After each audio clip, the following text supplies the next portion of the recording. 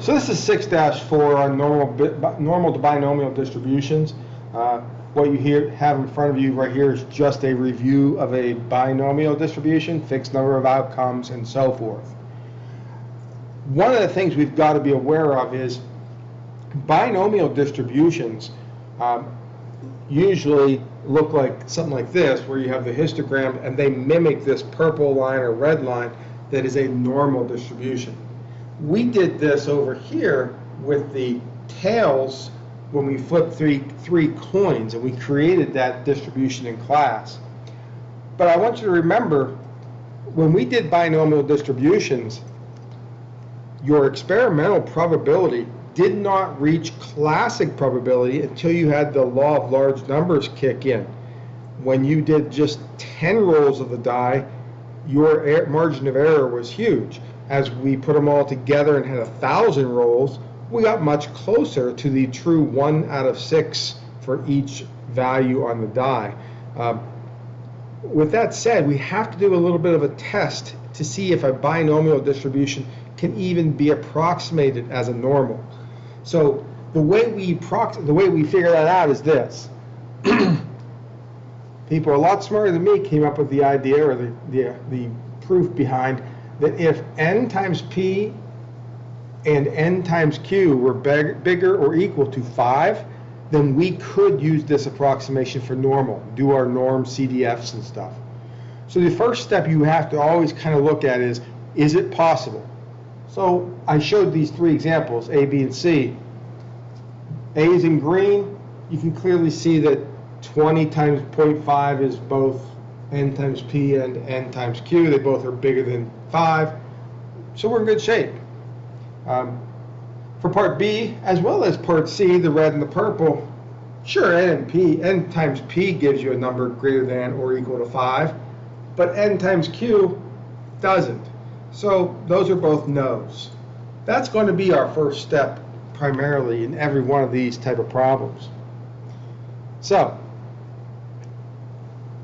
there's one more little thing to look at, and that is, because we're dealing with low numbers, because we're dealing with binomial distribution information, we have to use boundaries. The stuff that we did back in chapter 2 when we did the histograms, okay, and the ogives. So the boundaries are very important here. If we're trying to take a look at the blue part, if we're trying to figure out less than or equal to 7, what you see there in blue is this 7 right here. To make sure that we encompass the entirety of 7 all the way down to negative infinity, we have to adjust this to the upper boundary of 7.5. So when we do that, we'll actually use 7.5 in our CDF, our norm CDF. Likewise, if we're looking at the green one, if I'm trying to go from 3, greater than or equal to 3, which would be 3 up to a positive infinity, I have to make sure that is encompassed by choosing the lower boundary, or 2.5, on my norm CDF. As long as you do that part, the rest of this is very much like what we did in previous sections or chapters. So here we go, a couple examples for us. Baby bald eagles, first flight 70%. That immediately tells me that my survival is 0.7. It also tells me the not surviving is 0.3. We are looking at a sample of 30 baby bald eagles.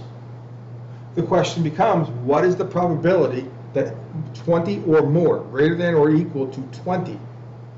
Well, folks, if it's greater than or equal to 20, look at my picture up here to the right, I have to encompass that 20, so I will actually utilize greater than 19.5. Now, you might say, well, I can't do the norm CDF without the mu, the average, and the standard deviation. The good news is, we did this in the last chapter where you took n times p and got your mu, your average, and we took the square root of npq, which is your standard deviation. So those two numbers can actually be put right into your CDF, your norm CDF.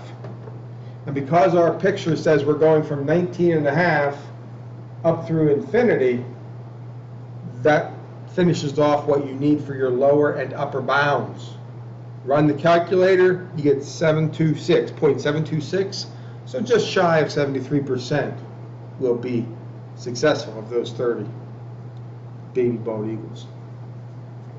One more example.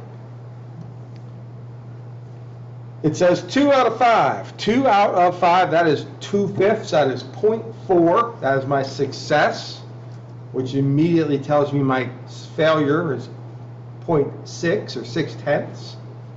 We are looking at 400 smokers. That's our sample size.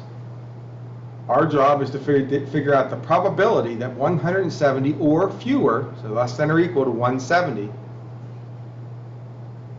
will acquire the habit. It's no secret that 400 times 4/10 is bigger than 5. 400 times 0.6 is bigger than 5. But you have to do the mu anyway to get the average 160. So that's a good thing to have to start to do anyway. The standard deviation is going to be NPQ multiplied together and then square rooted, giving me 9.8. Let's not forget that because this is a binomial approximation, the 170, less than or equal to 170, we're going to need to use 170.5 to fully encompass the 170 that's here. Okay? So be careful. Once you have all the players, you're talking about 170.5 all the way down to negative infinity. So my lower becomes negative infinity, my upper becomes 170.5. Of course, my mu, 160. My 9.8 will be my standard deviation. Let the calculator work its magic, and you come up with 0.858. You're done. Again, make sure you double check NP and NQ to make sure they're bigger than 5, bigger or equal to 5. Number 2, figure out your average, your mean, by taking N times P. Third, figure out your standard deviation, the square root of NPQ. Don't forget to adjust for your continuity. Okay, that's a big one. And then throw it through the calculator with norm CDF. Thanks. Take care.